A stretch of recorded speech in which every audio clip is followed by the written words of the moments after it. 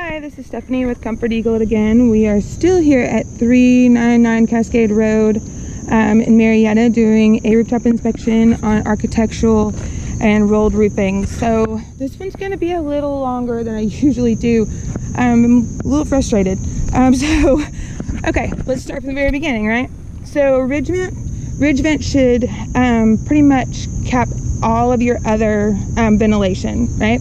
So what happens is the air comes in through the soffits and should go out through the highest point. So they've cut a 3-inch gap in along your ridge right here, right? So that the air can come out. Well, when you have things like a turbine on top of the ridge vent, what happens is that air is going to circulate out through the turbine and it'll circulate out through the ridge vent. But it just kind of overkills it, and then it just starts sucking it out just from this one spot. So you're not getting the proper circulation. And so things like, see how the shingles are just in this one spot are warmer and have already started to dry while the rest of the roof is still nice and wet? Like, that's because this area here is heating up faster than the other areas on the roof, right? So that's the first problem, because it'll cause blistering, and then your shingles will deteriorate a whole bunch faster than they should be. And then we've got the pipe boots. So this one's okay. They just kind of got a little nutty with the caulking, but it's good for now. I have no idea what they were doing here. As you can see, the shingles should overlap, very similar to this one where it butts right up against the back side of this pipe boot, and then kind of comes over. Unfortunately, that is not what happened here. So whatever they did here and then came back through and caulked it, as you can see right here, like all of this caulking is coming right up. So as the water comes down and over this shingle gets right here, this caulk's gonna hold that water, and as you can see, it's cracked all the way along here, allowing all of this water to start to seep into the home. This has to be fixed. All right, and then I'm not sure what happened here. It looks like we spilled some paint in the gutters.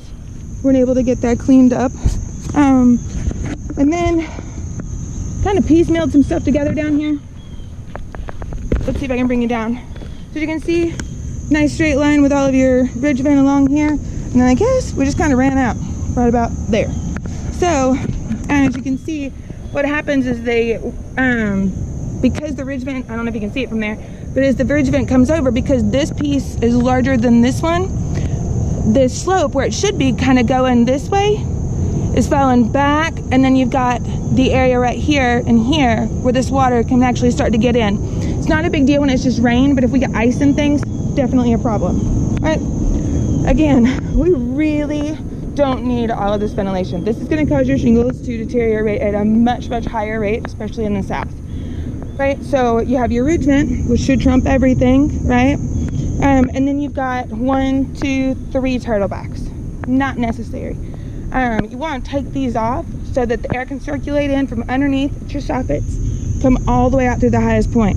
At this point, what's happening is that the air is actually going to be sucked in through this area and out through your ridge, and then it just kind of goes around in a circle like this. So all it's getting is this area here and around those areas and around those areas, right?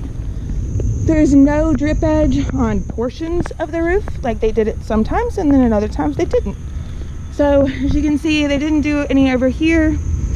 And then I'm not sure why they left that up. As you can see, the edge right there at the roof, they're just gonna allow critters to get in, because there's no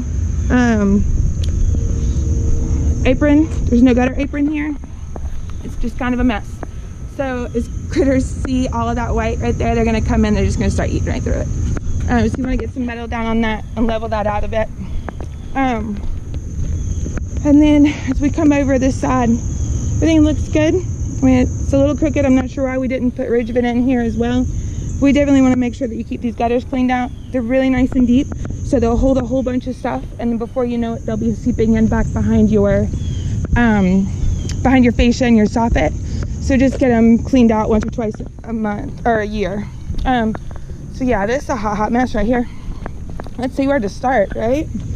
So we're running into the same problem. At least this time they got it all booted up against the back side of this. So the only water that would be coming in is once it starts to leak in around this pipe boot here with all the caulking. Caulking only lasts for about 5 years. So I don't know when that was installed. And then as we come over, flashing, I love it. It's great. flashing should go underneath of the shingles and underneath of the rolled roofing to a certain extent. But as you can see here, there's a nice layer under here, and then the rolled roofing comes up this way. So I'm hoping that it's up high enough, and it should be coming up the wall by about 6 to 8 inches. And then here, it depends on where the lap is, right? So this isn't really necessary for it to kind of roll down this way. And if we're going to, let's just go ahead and caulk it off, make it look pretty. That, my friend, is a nightmare. So anytime we're doing this, let's go ahead and roll it up, make it nice and flat. Unfortunately, they couldn't do that because they've put this rolled roofing down on top of the other shingles. I don't know if you can see from the video, but it's like wavy and bumpy. Basically, all that's gonna do is allow for the rolled roofing to compromise much, much faster because of those bumps. And then the water's just gonna sit in between. So like you can see, I don't know if you can see it in the video, but there's like a nice little divot here where water can just sit and pool. As it sits and pools, it's just gonna eat away at the asphalt and the granules on top of it. But because they did that, they couldn't properly do the chimney work. So they just came in and rolled it all the way up and then just caulked the bejeebers out of it. That's a technical term. So what you want to do is you want to take those shingles off from underneath it here. Go ahead and roll the rolled roofing all the way up to about here, using the flashing properly, and then counter flash the entire thing so that it looks nice. I mean, the house is gorgeous. This just makes me angry. Yeah, this isn't cool. So everything should be laid down nice and flat so that everything's even across the roof, because otherwise you get things like this where you see there's something already starting to get up and underneath of the shingle here. As it continues to do that, it's just going to add more debris, and then that's going to come up. You want to have a nice flat line on your rolled roofing. Should look just like this, right?